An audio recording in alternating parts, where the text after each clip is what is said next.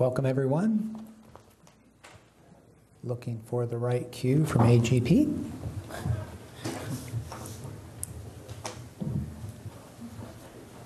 Here we go. All right, welcome. Welcome, everyone. Today is a special meeting on Tuesday, June 23rd, 2015 at 5 p.m. at the Veterans Memorial Hall. And this is a City Council special meeting for the purpose of advisory board interviews. City Council held a special meeting May 18th, 2015 to conduct advisory board interviews, at which time one of the positions for Rec and Park, the position was withdrawn, so we are going through the interview process again. And we have two applicants, Elena Wilson and Kevin Carroll. For the record, we'll call the meeting to order. All council members are present, and we do have a quorum. And prior to opening the meeting for interviews, we will do the obligatory opening for public comment. For anybody who'd like to speak to this, please do so now. Public comment is now open. Seeing none, I'll close public comment and bring it back to council. And just wanted to welcome you. Are there any opening remarks from council? Seeing none.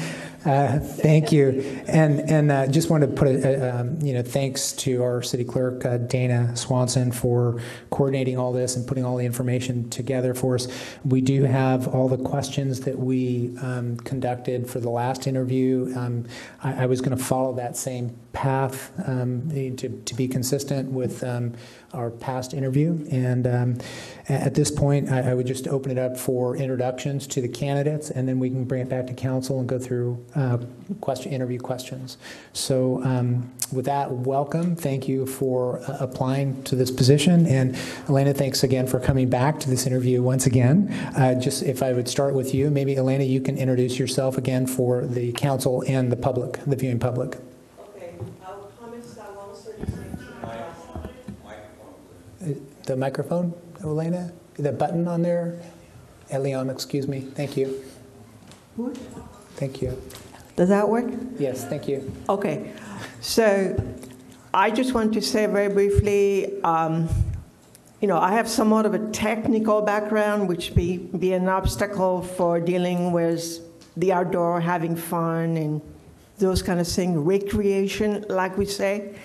However, on occasion, when opportunity arose, I was involved in commission, boards, committees, whatever the name happens to be.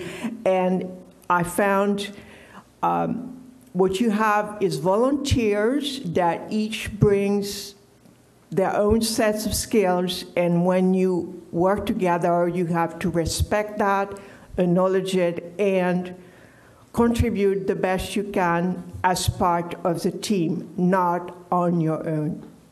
That's kind of what I see as a functional commission.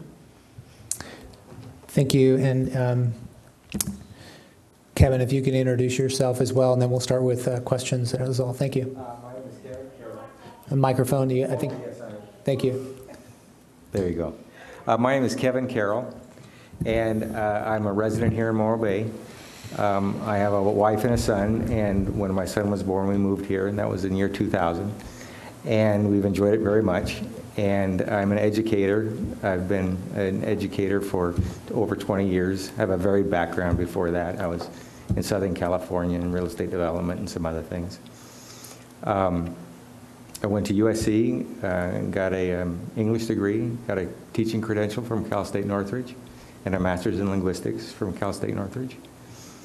At the school I'm working at now, I was head of the WASC committee, which is the accreditation committee, and we passed with flying colors. It was a lot of fun, and have done that for a number of years. I'm still on the committee, and all of our group are still together. So that's been very enjoyable. And it's time to give back a little bit to Morro Bay if you need any help. Thank you. That's why I'm here. Appreciate that. Thanks for the introductions, y'all. And so with that, I'm just going to go through our interview questions, and I'll turn it over to our Councilmember Christine Johnson to start us off on questions, and then Matt, myself, and John, and Noah. Christine? Okay, great. Good evening. And just to clarify, you would like us to read the exact same question we read the first time through. Is that correct? That's fine with me, just making sure. Yeah. Okay. Yeah, I thought it would For be. consistency. It was very well laid out for us and Yes. kind of consistent with that. Thank Yes, you. okay, great. So, Eliane, well, I guess you both know the question if you watch the video, so there should be no surprises. So, sorry, but I will stick to the script, which I think is a good idea for council members sometimes. All right, well, thanks to you both for coming out and applying for this position. So I will state my question, and then, Mr. Mayor, did you have one particular person If you want to direct who you want to start off, that would be fine. Okay, great. So this question focuses on youth sports as part of our entire recreation program. So recent data indicates that 49% of Morro Bay's current population is under the age of 59. Within that 49%, 18% are under the age of 20. Given that, are there things you've observed about our youth programs that you would like to see shored up, or are there great youth programs that you know about from your past experience that you think we could adopt here in Morro Bay? And I'm willing to restate parts of that question. I'm learning about how I should speak better in public the first time around. Yes? Okay, so Kevin, if you want to begin. Sure. I think that what you're getting at is that we got a lot of youth in the area. There's a number of people in the area, and we need to make sure that we reach out to them and offer them a number of things to do. Because my son has been here for a very long time, his whole lifetime, and has participated in, for example, the Morro Bay Juniors Yacht Club, and swimming. He's on Seahawks on the swim team. High school swimming, high school water polo, those kinds of things. I'm very familiar with what we have to offer here, and I would encourage us to work with each other. I certainly don't know everything, but I like to talk to people and get consensus and decide what's needed. We need to ask people what they would like, and give it to them. And not spend much money doing it. I think that we need to go that route. And so, yes, I'm very comfortable as a teacher, very comfortable with all kinds of youth. I swam through high school myself. Okay, great. Fantastic. So you must be happy about the pool coming to Morro Bay. Very happy. Right. Extraordinarily happy. Yeah, so we didn't have that last year. Yes. Okay, Eliane, thank you. I agree with you that it should be a priority to cater to that population group, and we really have no way to know whether we are drawing in a large segment of that population in the existing programs. I also think that rather than propose a whole bunch of new ideas and somehow launch more programs, it would make sense to sit down with the school district and find out what resources they already have so there is not a duplication between the two. In addition to that, as a child, sports outdoor was a very seasonal kind of thing because we had a real winter.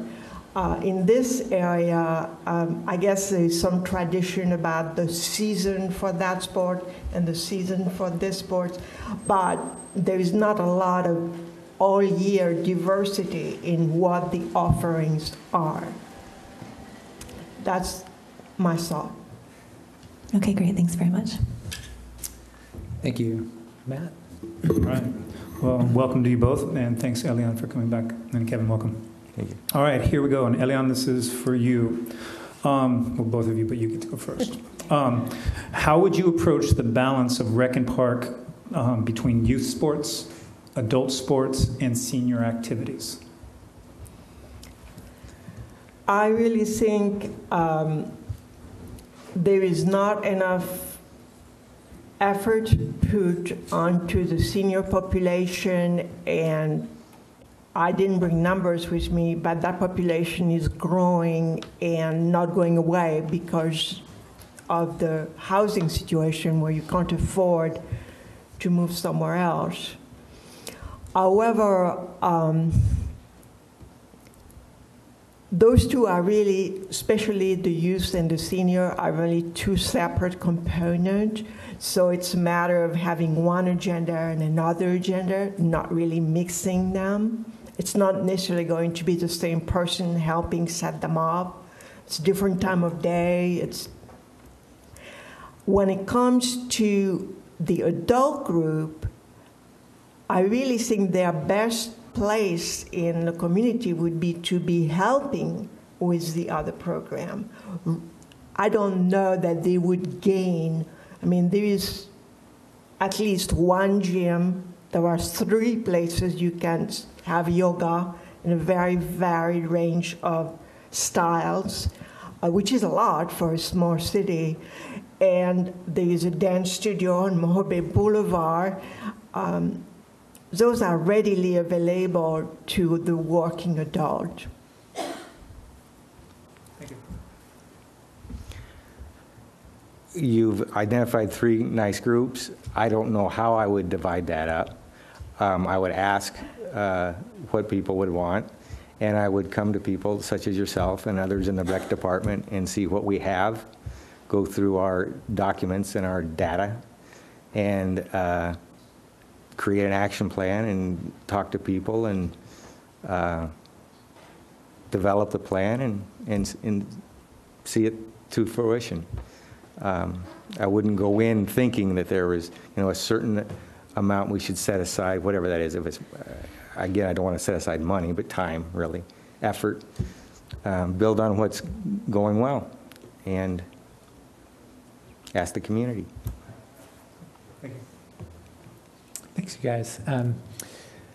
Part of the duties of a commissioner is to evaluate facilities or rec and park facilities. There are recreation areas, parks, facilities, and open spaces. Could you speak to on your thoughts for the needs for facilities, your hopes and desires of what facilities should look like in the city?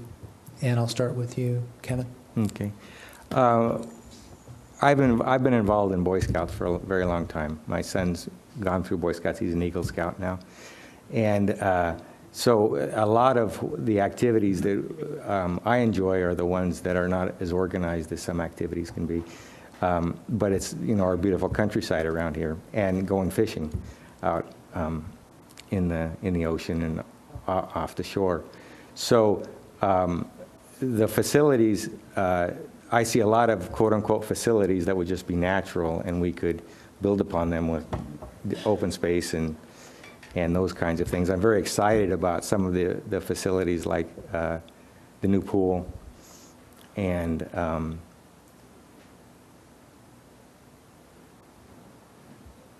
that's about all I have to say about it. It would be great to have brand new facilities around. We have a number of parks that are in good shape. I don't know how much we want to spend. That's another thing we'd have to talk about, how much we would want to spend to upgrade things. I think they're in good shape, actually.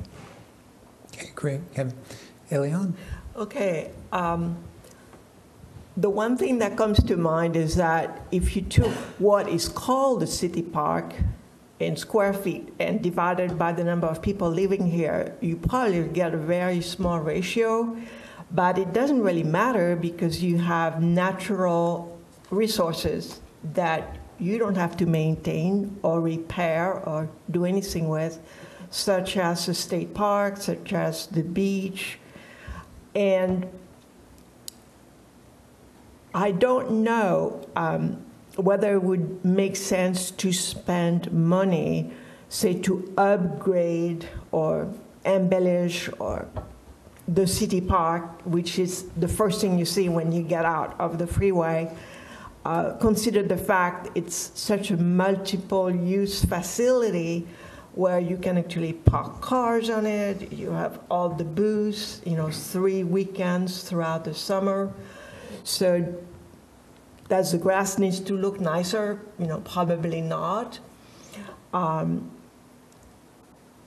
do think that maybe thinking of people that are going to be using the new bridge across the north end of the Embarcadero is there any place you can park your bicycle that would be safe? At this point, I'm not aware, and that could be a project that somebody else funds, for instance, a restaurant or hotel. But I see what we have is probably all we're going to get. Great, thank you. John? Well, again, welcome. And so I can't believe I said this. Wow, my question. See if I can read it. Sometime in the 60s, which most of us don't remember that were around. No, in the 1960s, there was a very innovative study that was done in two communities that were very much matched with regard to the population. And one of the cities was very different than the other with regard to three attributes. The city that had these three attributes had a lower incidence of cardiovascular disease, hypertension, and depression. The three attributes were number one, adequate nutrition for seniors. Number two, adequate socialization for seniors. And three, adequate physical activity. And that's what decreased the incidence of those long-term diseases that I talked about. Those three things significantly contributed to longevity. The question is this: how would you motivate the senior group in our community to participate in programs, given that national statistics show that less than 25% of seniors participate in recreational activities on a weekly basis? I would talk to them and see what they have to say. On a personal note, I think all of us might be in the same position. My mother is now in a good place. She's in a facility up north that offers tremendous things to make life good for active seniors, and I'm amazed at how much is offered there. And so I know we have the Casa de Flores here and the other places. I would talk to them, see what they need, talk to people like you, and see what we've done, see what's worked, see what isn't working, come up with a game plan, and move forward.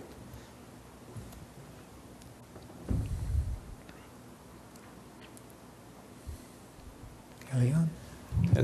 The word seniors means different things to different people, and the way a person behaves is not necessarily tied to their age. And indeed, embarking on some form of recreational activity, preferably in a social setting as opposed to on your own, because that increases the motivation, will help sort of stay young, even though you're getting older. The one issue living here is transportation, and what we have is real bare minimum, and we arrived there because of financial constraint. The other aspect, as far as eating habits, it relates in part to the income bracket, whether you can afford to go and buy organic this or natural that. And education, have you ever been exposed to a more healthy way of cooking? In this town, there seemed to be a trend for a little more option when you go in a restaurant, where most people will get the fish and chips, which according to my doctor is the worst thing you can eat. And some restaurants actually have on the menu that you can have grilled fish, but a lot of them to get them there, they don't volunteer that to you. how to get seniors motivated, I think you have to work with their network. Hopefully they have friends or they have neighbors, or maybe they are lucky to have a relatives that wants to be involved in their regular activities. And that will make it a lot easier than being isolated. Another aspect is they need some kind of a reward from it, and they may not be able to perceive that as beneficial when they first start out. So you have to make it a very predictable event. You can sustain it over time, and you can't really use the bad weather as an excuse not to go places in this town. So hopefully you can keep them going, because if they stop and they have to start again, then it's going to be more difficult, more challenging. Thank you. Hey, Noah? All right, thank you, and I'll wade through my question as well. This is a good practice here. So here goes. There are many studies that show quality of life can be an economic driver. And we're aware of that, but we're also under certain financial limitations. We're going through a process now to look at fee subsidies and determine how much we subsidize for different programs citywide. Every program we offer has a number of participants that value the program and in some cases have financial limitations. What is your mindset going into this challenge? Is it appropriate to subsidize certain programs? How would you value which programs would receive more subsidies than others, or certain populations receiving more subsidies than others? That's a general question, kind of universal, or getting more specific, whichever way you want to take it. And I think it's Elian's turn, is that right? Okay. My turn? So I will try to change the answer from last time. What I see is focusing on just what the city does may not be a good enough framework to make a decision about what to scale back, what to expand, whatever the case may be.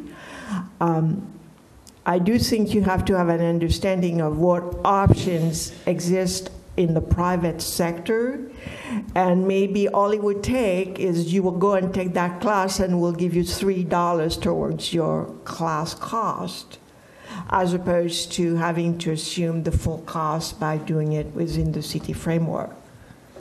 So that's one idea. The other idea is there may be a way to have a two-tier fee structure with indeed your lower income. There are many definitions of lower income. You know, social service sector, the health sector, they're not all consistent, but somehow find a rational way of breaking the population into groups where someone would pay full price and somebody else would pay the discount. It may feel like being a policeman. I mean, I don't know. I would think that you most likely would need fee subsidies. I would want to come at those kinds of challenges saying, let's see if we can get some volunteers together. Let's see if we can get some sponsors together, partnership with local businesses, possibly helping the local businesses establish themselves by turning them onto a new stream of participants that we might be able to introduce them to, and so to help their business.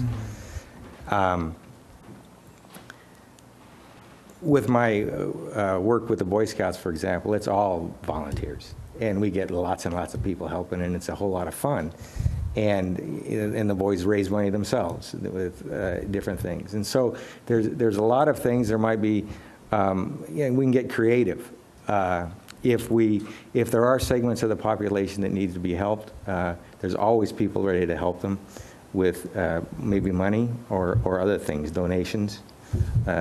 We've given uniforms that you grow out, Boy Scout uniforms, you give it to somebody else. All kinds of things can go on. So I would start the arguments that way and see what we've done and what other people think, and go forward as economically as possible.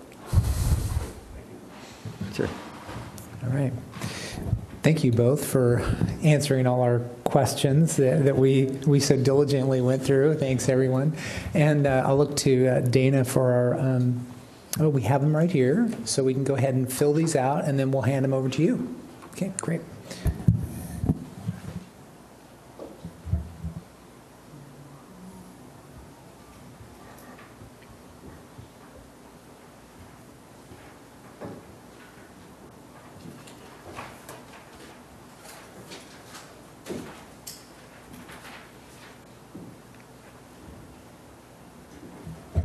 I think for the record, we should acknowledge that Matt had the most succinct question. Yes. And I would like to compliment him on that.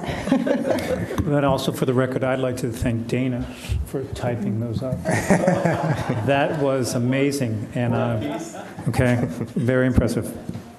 And for those that are listening that didn't understand the last interview, those were all the questions that we asked at a previous advisory board interview session. So it was great to have that. Thanks. Thank you, Council. So what we're going to be doing now, obviously, is I'm going to read the council member's name and then the vote, and Dana will tally those. And then once she tallies those, I will announce the final score here. So that's it. The first will be Councilmember Smuckler. And that's 1 vote for Kevin Carroll. Councilmember Heading, Elion Wilson. Mayor Irons, Kevin Carroll. Councilmember Makowetzki, Elion Wilson. Councilmember Johnson, Kevin Carroll.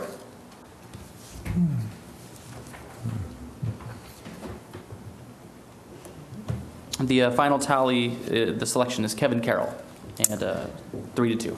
Thank you. And thank you both for coming up and going through the interview process. And we certainly welcome you, Kevin and Elion. We certainly hope you are interested in advisory board in the future. And if I may, really quick, Mayor Irons, I spoke with both candidates prior to the session and encouraged both of them, regardless of what happened, to continue to participate. We need more of that, and for those listening, please come to the meetings. Please share with us, all your thoughts on recreation services. We really need more of that. Great, thank you. Appreciate that. And with that, that'll conclude the interview process, and we'll have this special meeting is adjourned, and we'll come back at 6 o'clock with our regular city council meeting. Thank you very much.